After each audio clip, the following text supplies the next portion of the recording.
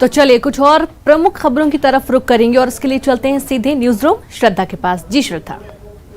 बिल्कुल ललित, तो प्रमुख बिल्कुल रीनू, और खबर यह है कि जबलपुर पहुंचे पूर्व मुख्यमंत्री दिग्विजय सिंह। बगलामुखी के दर्शन उन्होंने किए, मां बगलामुखी के एक बार फिर से दर्शन किए। क्यों उन्होंने दर्शन किए, इसके पीछे की वजह तो नहीं बताई, लेकिन उन्होंने उपचुनाव का जिक्र जरूर किया। ग्वालियर उपचुनाव को लेकर उन्होंने कहा कि ये चुनाव कांग्रेस हर हाल में जीतेगी। हाल में हुए बीजेपी के सदस्यता अभियान पर भी उन्होंने चुटकी ली।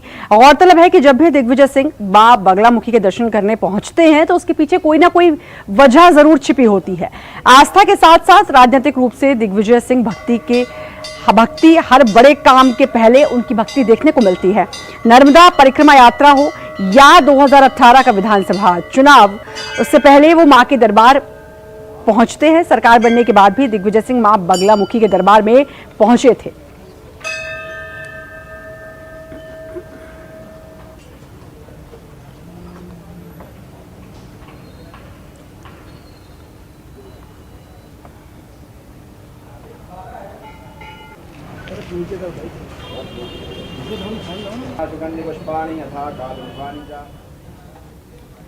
और बीजेपी के सदस्यता अभियान पर कांग्रेस के सवाल उठाने पर अब मुख्यमंत्री शिवराज सिंह चौहान ने जवाब दिया है और मुख्यमंत्री ने कहा कि कांग्रेस पहले अपना घर संभाले।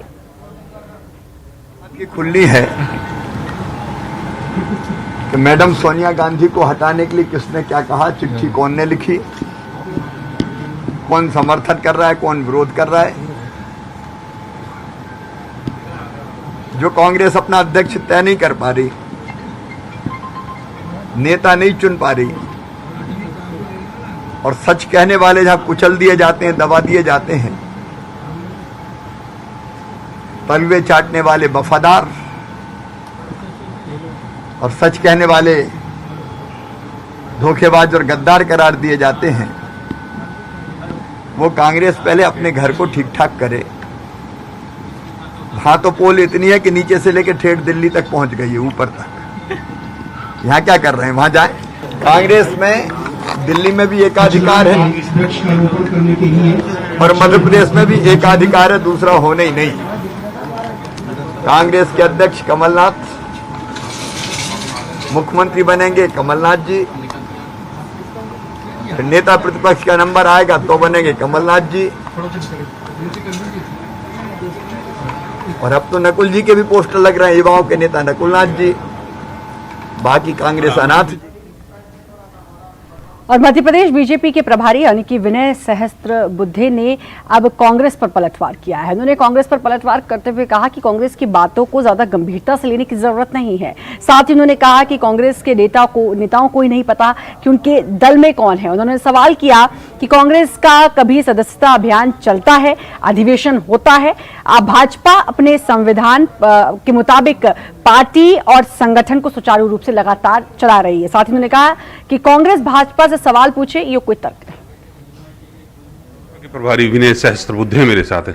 सर, उपचुनाव होने वाले हैं और उससे पहले 76,000 चंबल क्षेत्र से कांग्रेस के कार्यकर्ता बीजेपी में शामिल हैं, लेकिन कांग्रेस इस पे सवाल बीजेपी से पूछती है, उनकी सूची जारी करे। क्या कांग्रेस के कार्यकर्ताओं का रिकॉर्ड है भाजपा के पास? देखिए, कांग्रेस के बातों को गंभीरता से लेने की इसलिए आवश्यकता नहीं कि कांग्रेस को अपने दल में कौन है इसका पता ही नहीं है।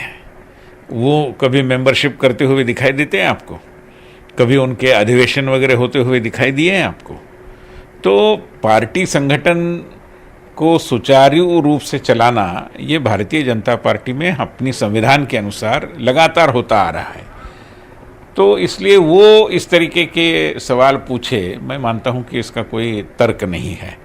हमारे पास एक जनाधार रखने वाले बड़े नेता श्री ज्योतिरादित्य सिंधिया, जिनके पिताजी और सबसे पहले उनकी दादी जी भारतीय जनता पार्टी की एक बहुत प्रमुख नेताओं में से थे। राजमाता जी का तो बहुत बड़ा योगदान था। तो ये स्वाभाविक ही था कि ज्योतिरादित्य भारतीय जनता पार्टी में आए, घर वापसी हो, जो हो गई। तो उनके साथ उनको मानने वाले जितने सारे कार्यकर्ता है वो भी पार्टी में आए।